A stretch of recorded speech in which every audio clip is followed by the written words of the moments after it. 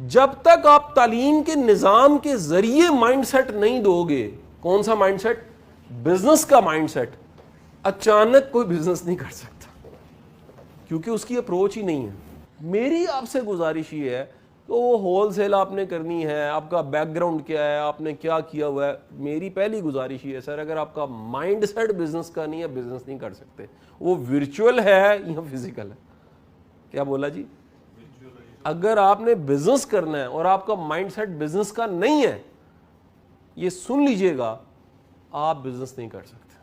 جیسے صبح جو صاحب بیٹھے تھے وہ کہتے جی میں کوچنگ کرتا ہوں اور میری کوچنگ جو ہے وہ 1 لاکھ روپے اگر کسی کے پاس ہے یا 7 لاکھ روپے تک، تو کیا کیا کاروبار کیے جا سکتے ہیں؟ تو میں نے کہا سر آپ کا بیک گراؤنڈ کیا؟ انہوں نے کہا جی میں نے 88 میری میٹلرجیکل انجینئرنگ تھی UET سے، لیکن میں نے اپنے آپ کو پریپیئر کیا اور میں ایز کنسلٹنٹ کام کرتا ہوں کہ چھوٹے چھوٹے انٹرپرینوریل ماڈلز کیسے کھڑے کیے جا سکتے ہیں۔ تو میں نے بائی دی وے انہیں مذاق سے کہا کو بتائیں بزنس۔ انہوں نے کہا جی سب سے بہترین بزنس ڈرائی فروٹ کا بزنس ہے۔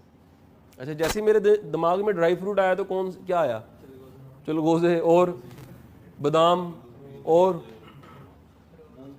تو میں نے بھی یہی کہا جو آپ نے کہا، یہ میں نے بھی انہیں کہا۔ انہوں نے کہا میں اس کی بات نہیں کر رہا، میں ڈرائی فروٹ کی بات کر رہا ہوں۔ میں نے کہا وہ ڈرائی فروٹ ہی ہوتے ہیں، سوکھے، ٹھیک ہے جی، چھوارے سوکھے، ٹھیک ہے۔ ان کا نہیں، اگر آپ اسٹرابری بیچیں، اسٹرابری کو ڈرائی کر کے اس کا پاؤڈر بنا کے بیچیں، تو جو اسٹرابری 30 روپے کی تھی یا 50 روپے کی تھی، اس کی مالیت 1000 روپے بن جاتی۔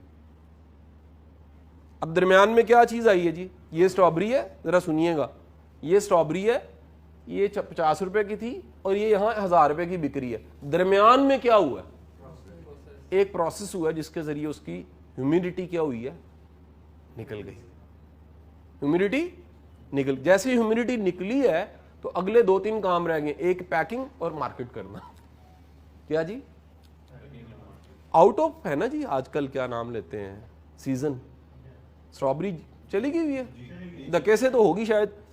یہ لاہور کے جتنے ہیں جی اپنا کیا نام لیتے ہیں، جوس والی دکانیں جہاں چوک کے لگی ہوتی ہیں چیزیں، وہاں پر سٹور پڑی ہوگی کسی کی فریج میں۔ اگر آج بھی صبح کا ناشتہ کسی نے اسٹرابری پاؤڈر اور دہی کا کیا، لوگ کرتے ہیں سر، اسٹرابری پاؤڈر دہی، یا مورنگا پاؤڈر دہی، یا کیرٹ پاؤڈر دہی، ناشتے بھی اپ گریڈ ہوئے نا، سیریلز کئی فارم کے بن چکے ہیں، کئی طرح کے دلیے ہیں۔